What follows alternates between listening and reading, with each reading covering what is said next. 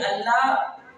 یہ خصوصیت بتا رہا ہے صحابہ کی کہ وہ آپس میں ایک دوسرے کے کیا ہوتے تھے؟ بولے بھائی اگر بھڑک بھی پڑ جاتی تھی نا کہ کسی بندے نے کوئی ایسی بات کہہ دی ہے جو قرآن و سنت کے خلاف ہے تو کبھی بھی فتوا،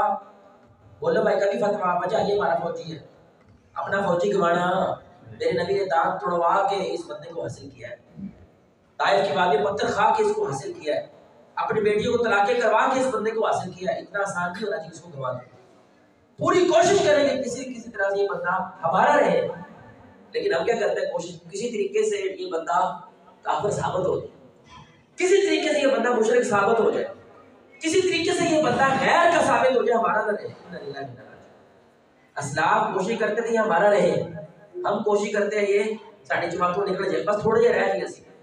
سٹے لے لے آتی جنت وہ ساڑھی ہے، اسی اور کسی نے بڑا نہیں دینا۔ جنت بہت بڑی ہے میرے بھائی، کوشش کیا کرنی چاہیے کہ زیادہ سے زیادہ لوگ جنت کی طرف جائیں۔ اور وہ کیسے ہوتا ہے؟ جب اختلاف ہو جاتا ہے میرے بھائی تو ہمیں اصل میں وہ ہنر نہیں آیا، ہمیں قرآن و سنت کے مطابق معلوم نہیں کہ اختلاف ہو جائے اپنے بھائی سے تو اختلاف کیسے کرتے ہیں۔ یقین جانے جب بھی گھر کے اندر باپ کچھ اور چاہ رہا ہے بیٹا کچھ اور چاہتا ہے، باپ کو کیا لگتا ہے کہ بدتمیز ہے، ایسا لگتا ہے کہ نہیں؟ حالانکہ بدتمیز اور تمیز کے ساتھ اس کا کوئی تعلق نہیں، حلال ہے دونوں باتیں، جو ہے باپ جو کہہ رہا ہے وہ بھی حلال ہے، بیٹا جو کہہ رہا ہے وہ بھی حلال ہے۔ تو جب دونوں حلال ہے میرے بھائی تو باپ کو اس حلال میں زیادہ فائدہ نظر آ رہا ہے اور بیٹے کو اس حلال میں زیادہ فائدہ نظر، یہ کوئی حلال حرام والی بات نہیں ہے، یہ کوئی زندگی موت والی بات نہیں ہے۔ آپ کیا کہیں پتر مجھے یہ چیز اچھی لگتی ہے لیکن اگر تمہیں وہ چیز پسند ہے تو میں تمہاری رائے کی قدر کرتا ہوں، میں تمہاری رائے کی ویلیو کرتا ہوں، تو وہ چیز اختیار کر لو کیونکہ الحمدللہ ہے تو وہ بھی۔ آپ ڈگری کروانا چاہتے ہیں اس کو انجینئرنگ کی، وہ ڈاکٹری کرنا چاہتا ہے، تو یہ کوئی مرنے جینے والی بات تو ہے کوئی نہیں۔ یا تو آپ لکھ کے دے دو پیپر پہ کہ اگر یہ انجینئرنگ پڑھے گا تو اس کو لاکھ روپے نوکری ملے گی، لکھ کے دو، لیکن کہ تو کوئی نہیں دے سکتا میرے بھائی۔ تو رزق دینے والا اللہ کی ذات ہے، یہ ڈاکٹر ہو گیا یا انجینئر ہو گیا تو سبب ہے۔ تو جو ان پڑھ ہے بھجا پائے والا وہ تو کروڑ پتی ہے میرے بھائی، وہ تو پڑھا لکھا بھی نہیں ہے، جب اللہ دینے دیا تو اللہ تو اس کو بھی دے دیتا ہے، لکھ کے تو کوئی بھی نہیں دے سکتا، تو یہ کرے گا اور تجھے اتنا پیسہ مل جائے گا، ایسا تو کوئی نہیں۔ اس لیے ایک دوسرے کی رائے کی قدر کرنا یہ اس وقت ہوتا ہے جب آپ کو اختلاف برداشت کرنا آ جاتا ہے، پھر معاشرے میں حسن پیدا ہوتا ہے میرے بھائی۔ مختلف آراء جب آتی ہے ایک دوسرے کی طرف سے تو معاشرہ ترقی کرتا ہے، آگے بڑھتا ہے، لیکن ظاہر ہے اختلاف اس معاملے میں یہ ہونا چاہیے جو بالکل قرآن و سنت میں واضح، دو جمع دو چار کی طرح، اس میں کوئی اختلاف نہیں۔ پہلی بات میرے بھائی ادب ہے، اگر آپ کسی سے اختلاف رکھتے ہیں تو اس کا سب سے بڑا ادب کیا ہونا چاہیے؟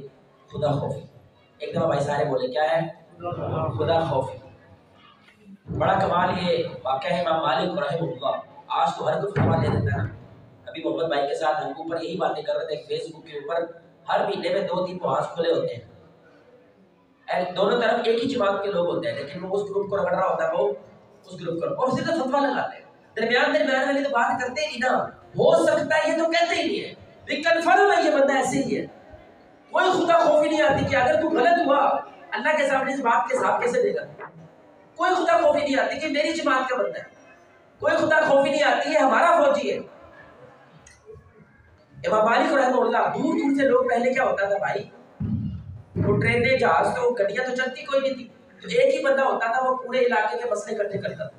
سوال جواب اکٹھے کر کے کیا کرتا تھا، مدینے آ جاتے تھے ان سے سوال پوچھنے کے لیے تاکہ ساروں کے جواب لے کر میں ان کو جا کے دے دوں۔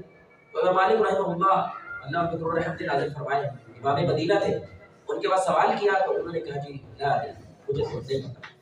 اس نے 2-4 اور سوال کیا، انہوں نے کہا لا ادری مجھے تو نہیں پتا۔ امام مالک سبحان اللہ، اس نے آگے سے جملہ بولا کہ اتنی بڑی آپ نے پگڑی پہنی ہوئی ہے، اتنی بڑی آپ مسجد میں بیٹھے ہوئے اور آپ کو اس سوال کا جواب بھی نہیں آتا۔ کل بھی عوام ایسی تھی آج بھی ایسی جو پمپ کرتی ہے، کل بھی ایسی تھی آج بھی وہ لوگ ایسی ہے، یعنی عوام پمپ کرتی ہے کچھ نہ کچھ بولے، حالانکہ اگلا بندہ کہہ رہا ہے بھائی مجھے نہیں پتا یار، آپ کو پتا ہے یہ کہنا مجھے نہیں پتا، علماء کہتے ہیں آدھا علم ہے کیونکہ اس کے اندر خدا خوفی موجود ہے۔ امام مالک کیا کمال کا میرے بھائی اختلاف کرنے کا طریقہ دیکھیے گا، کیا کمال کا ان کا ظرف تھا، اپنی مسند سے کھڑے ہوئے، اس بندے کو کھڑے ہو گئے، اس کو اپنی مسند پہ بٹھائے، اپنی پگڑی اتاری اس کے سر پہ رکھی، اس نے کہا اگر مسند پہ بیٹھ کے بڑی پگڑی پہن کے علم آتا ہے تو بھائی تو بتا دے. یہی ہے نا کہ بڑی پگڑی پہنی ہوئی ہے اور بڑی مسلط پہ بیٹھا ہوں تو بھائی اب تو بیٹھا ہوا ہے نا اور بڑی پگڑی بھی پہن لی ہے تو بتا دے بھائی مجھے تو نہیں پتا.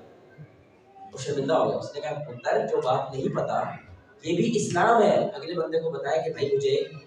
نہیں پتا. میں اپنی بات کو جنت جہنم پہ پیش کرتا ہوں پہلے. اگر مجھے 100%